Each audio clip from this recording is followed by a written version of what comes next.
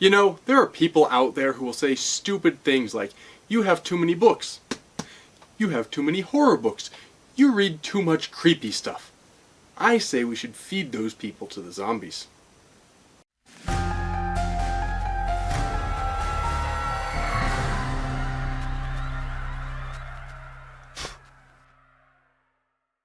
So people seem to like getting my recommendations for horror books to read, horror movies to watch, horror media in general. Of course, that's not the only thing I do on this channel, but it is one of the things I do on this channel, and it's been fairly popular. Thing of it is, though, I read well over 100 books every year, and I just don't have the time to do individual reviews of most of the horror books that I read. Similarly, I watch many hundreds of horror movies every year, and I just don't have the time to review them all. So I've been trying on occasion to turn you on to some authors or some books in sort of collective lists of authors you should be reading, books you should be reading, and so forth. And they seem to have been fairly popular, so I'm back to do that again. Several months ago I put a video up in which I listed 5 horror authors that you should be reading, and I very deliberately didn't include the, top of the list big name authors like Stephen King, Dean Koontz, Clive Barker, because everyone already knows those authors. I'm going to do the same thing again. On this list I have a few authors you may very well have read, may very well have heard of, but these, once again, are 5 authors that haven't reached as wide an audience as they deserve, and I think you ought to give them a try if you haven't yet. They also represent a reasonable cross-section of some quieter horror, some more extreme horror, a good mix of different subgenres. I should also mention that all of these authors have written numerous books. None of these are one-hit wonders, so if you find one you like, you're going to have plenty of opportunity to read many, many books over the coming days, weeks, months, years, however long it takes you to read. I'm not going to list their entire backlist of books. I'm picking out 2 or so per author just to give you a taste of what they do, and I'll give brief descriptions of each one, but there's more information available online, and I'll link some of it down in the What's It so you can find more information as much as you want. All of that having been said, let's get right to it. First up on our list is an author that some of you will already be familiar with. In fact, if you watched my video several weeks ago in which I gave a brief tour of my library, you've already seen many of his books because I have a reasonably large collection of his books. That author is Brian Keene. I have a few selections here. First is his first novel, The Rising. This book has been credited in part with the resurgence and popularity of the zombie genre. This is the limited edition hardcover, which you probably won't be able to find. I also have here the old Leisure Books paperback, which you probably can find even though Leisure Books is no more. There are also other paperback editions on the market, so it's not a hard book to find. So this book starts with a bang. The very first chapter is enough to give some people nightmares, and I know this from experience because I've recommended this book to people and they haven't slept after reading just the first chapter. The basic premise of the book is there's a father who's been separated from his son after a divorce.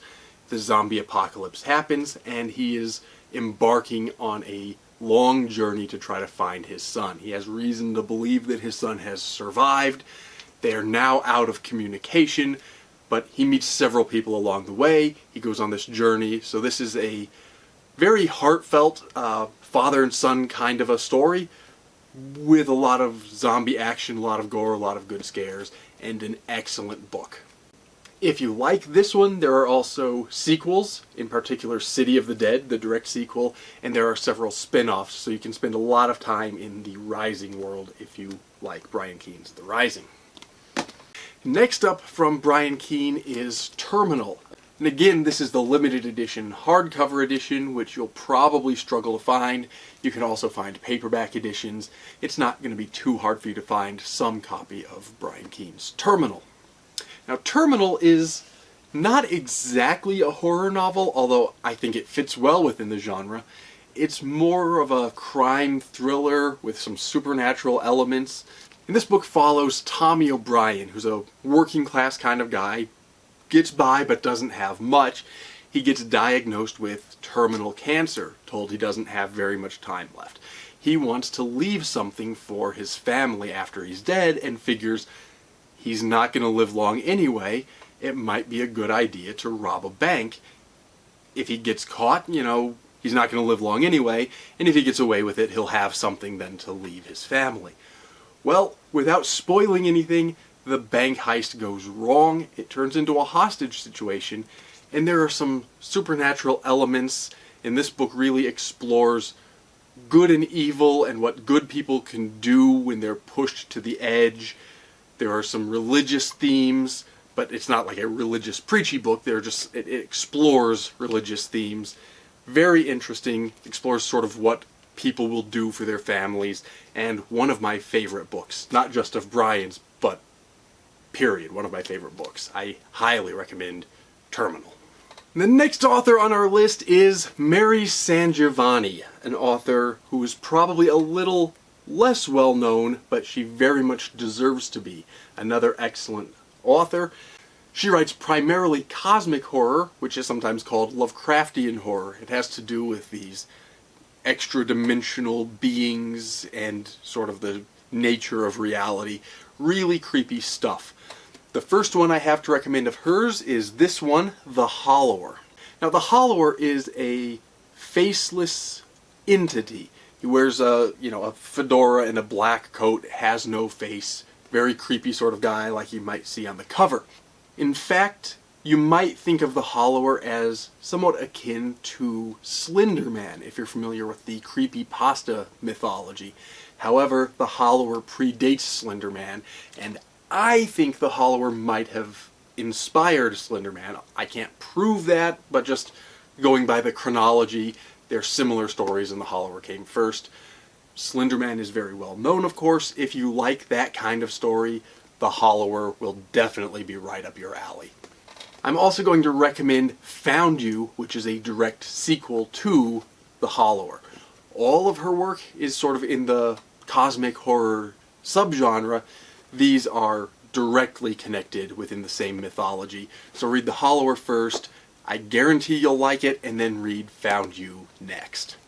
And incidentally, since I mentioned Brian Keene and Mary SanGiovanni as my first two picks, I should also mention these two books that just came out as a package deal.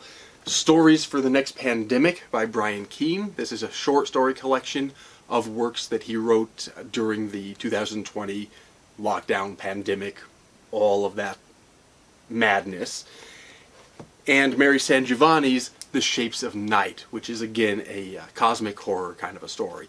This is a novel, this is a collection of short stories, both excellent. These are limited edition hardcovers that were published together as a set. I'm not sure whether you're going to find copies of these, but if you can, get them.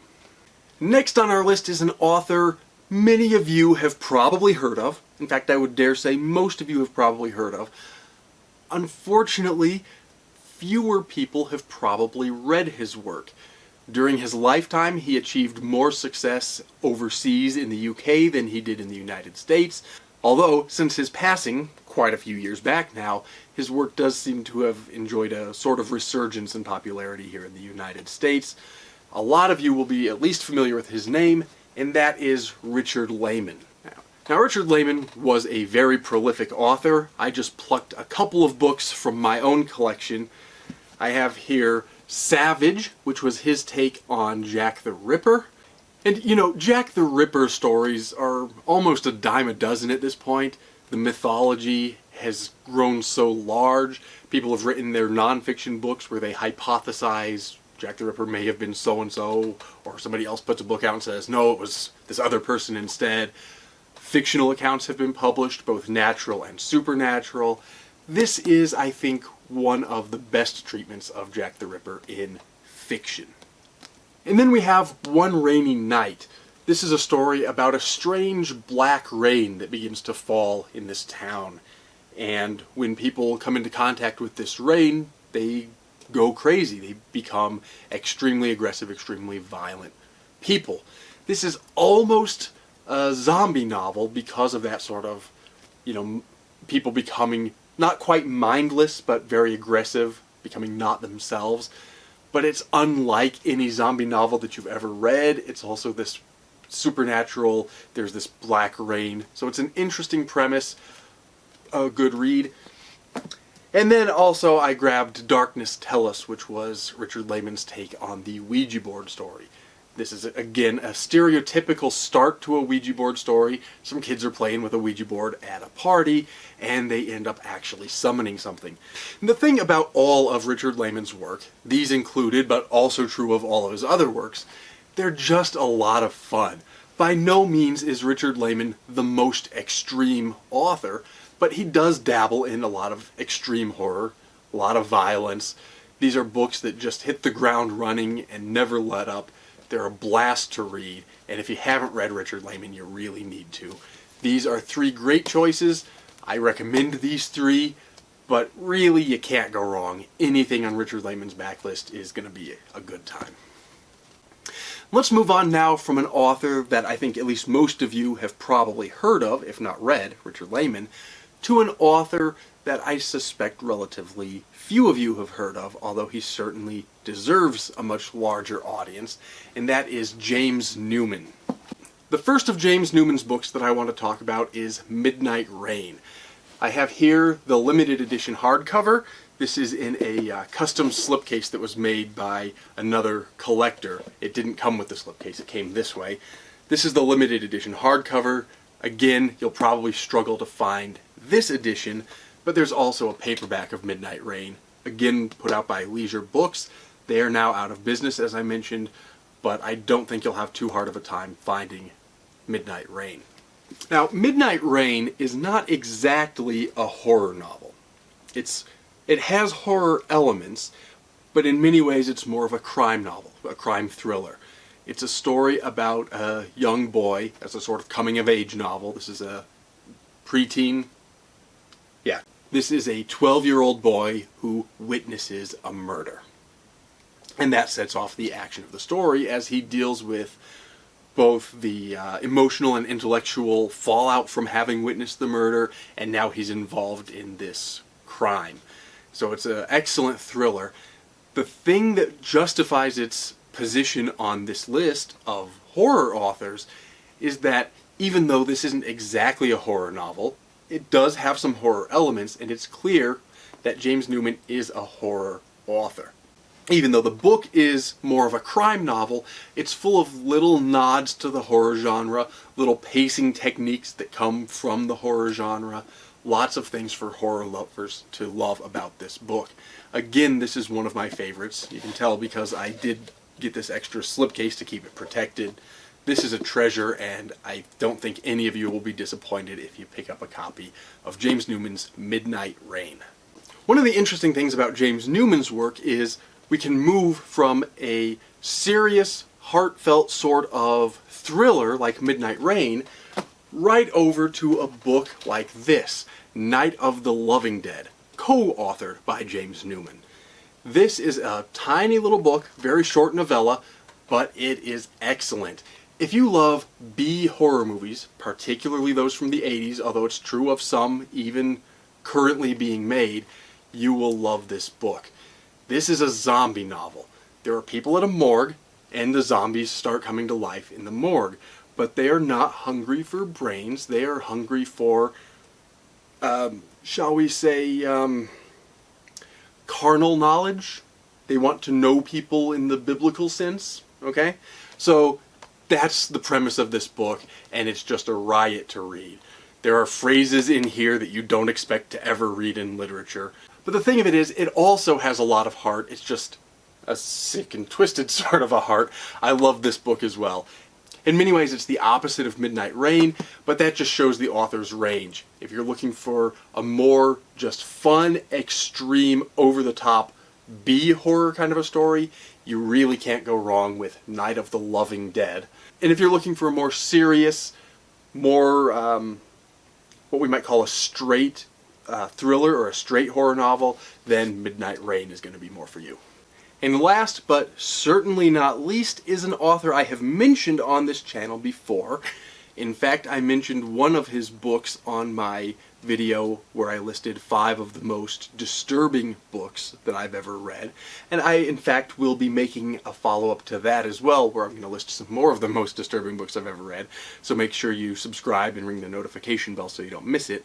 In any case, all that prefatory explanation is just to say our next author is known for extreme horror, and that is Edward Lee. Once again, Edward Lee has an extensive backlist of books. I've picked just a couple to discuss here, but I recommend all of his books. In my other video, in the most disturbing books video, I mentioned his short novella Header, so go over to that video if you want a description of that one. For now, I want to mention these, which are full-length novels. And the first of these is Flesh Gothic, and in many ways you get exactly what the title says. This is a gothic sort of haunted house story, very much like we might expect from the gothic genre. However, this is not just gothic, this is flesh gothic, which means we are combining those quiet, more subtle, gothic sort of haunted house tropes with the tropes of more visceral extreme horror, and it turns out they fit really well together. This is an excellent book, and I think this would actually make an excellent introduction to Edward Lee if you haven't already taken my advice from the other video and tried his book, Header. And then next up, I actually have 3 books here, but I'm treating this as sort of one entry, and that is Edward Lee's Infernal series. I have City Infernal, House Infernal, and Infernal Angel. And there are actually some others as well, some short stories and some collections and some other things. So there's plenty to read in this infernal world. What are these infernal books? Well, these are stories about hell. In Edward Lee's mythology, hell is not a lake of fire, nor is it just psychological torture like it is in some authors' mythologies. In Edward Lee's mythology, hell is a city, a vast metropolis. And I suppose that's interesting enough. The thing that makes these great is, though they are horror novels, and they have all of Edward Lee's touches in terms of extreme horror and getting to the gore and all of the stuff that fans of Edward Lee and fans of extreme horror would want, they also have excellent world building. In many ways you could call this like a horror fantasy. Because of that world building, the world building feels more like those epic fantasy series or even epic science fiction series, although this is certainly not science fiction. He has built this vast universe in which to set these stories. These are highly recommended as well. I might not recommend these as a first step into Edward Lee's work. I would probably suggest a standalone like Flesh Gothic first. Or if you watched my other video, you may already have picked up a copy of Header. Either of those would make a good first Edward Lee book.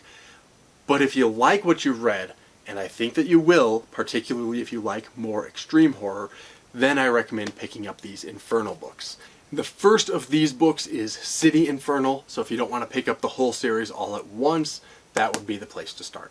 So there you have it, 5 excellent horror authors, representing quite a range of different styles and subgenres, so never let it be said that you don't have anything good to read. When in doubt, try one of these ones. Now that we're finishing up here, let me remind you very briefly, as always, please do subscribe to the channel, click like on the video, leave me a comment. All of those little things help me grow the channel, which gives me more opportunity to bring these videos to you, to recommend some more books for you to read, show you how to do some things, just explore all of the great horror stuff that we do here on this channel. I would certainly appreciate any of those things that you can do. Now, I've got some things I've got to go do, and you've got some books you've got to go read.